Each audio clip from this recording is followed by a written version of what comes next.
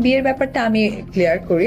আসলে বিয়ে হচ্ছে ঠিকই, তো ডেফিনেটলি আমাদের বিয়ে হচ্ছে, নাহলে ইন ফিউচার লাইফ তো আমার ভালো থাকতে হবে, একটা সেটেল লাইফ দরকার। জীবনে একটু থিতু হতে এবং একটি সুন্দর সেটেলড লাইফ পেতে এবার সত্যিই দ্বিতীয় বিয়ের পিঁড়িতে বসতে চলেছেন ঢাকাই সিনেমার জনপ্রিয় চিত্রনায়িকা অপু বিশ্বাস। সম্প্রতি অপু বিশ্বাসের নিজ মুখ থেকে বের হওয়া কিছু চাঞ্চল্যকর কথাকে কেন্দ্র করে সোশ্যাল মিডিয়ায় শুরু হয়েছে তুমুল ঝড়।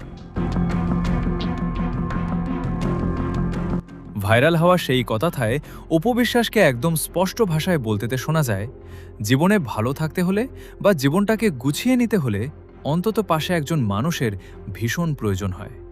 আর সেই ভাবনা থেকেই তিনি নিজের ভবিষ্যৎ ও সুন্দর জীবনের কথা চিন্তা করে দ্বিতীয়বার বিবাহবন্ধনে আবদ্ধ হওয়ার কথা ভাবছেন। তার এই খোলাখুলির স্বীকারোক্তি মুহূর্তেই ভক্তদের মাঝে গভীর কৌতূহলের জন্ম দিয়েছে। বিয়ের ব্যাপারটা আমি ক্লিয়ার করি। আসলে বিয়ে হচ্ছে ঠিকই, তো ডেফিনেটলি আমাদের বিয়ে হচ্ছে, নাহলে ইন ফিউচার লাইফ তো আমার ভালো থাকতে হবে, একটা সেটেল লাইফ দরকার।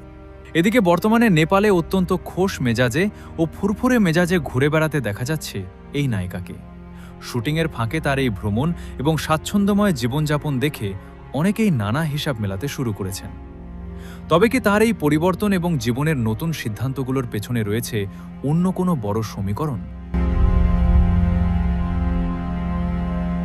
তবে সমস্ত জল্পনা কল্পনার অবসান ঘটিয়ে এখানে একটি বড় সত্য পরিষ্কার করা প্রয়োজন। মূলত অপু বিশ্বাসের এই কথাগুলো শতভাগ সত্যি হলেও এই কথাগুলো বর্তমান সময়ের নয়। শাকিব খান যখন তাকে ডিভোর্স দিয়ে শবনম বুবলিকে বিয়ে করেছিলেন, ঠিক সেই চরম মানসিক কষ্টের সময়ে আক্ষেপের বশবর্তী হয়েই এই কথাগুলো বলেছিলেন অপু বিশ্বাস। সুতরাং বর্তমান পরিস্থিতির সাথে পুরনো সেই আবেগকে মেলানোটা সম্পূর্ণ ভুল হবে।